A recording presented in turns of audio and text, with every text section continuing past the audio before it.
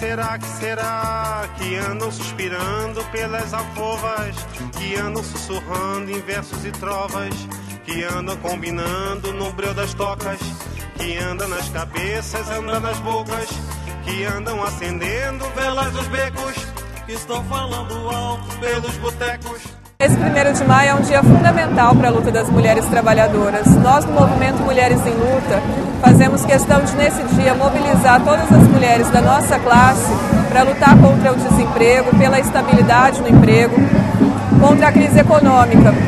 Essa crise econômica atinge de forma profunda as mulheres trabalhadoras, que mesmo antes da crise já sofriam mais com o desemprego, com os salários desiguais, com a miséria, com a violência doméstica, e isso tende a se aprofundar em momentos de crise. Nós achamos fundamental que a classe trabalhadora, nesse momento, se unifique em torno da luta contra a crise. E, nesse sentido, travar uma luta contra a opressão e a superexploração sofrida pelas mulheres é fundamental, porque esse é um setor que, além de ser explorado,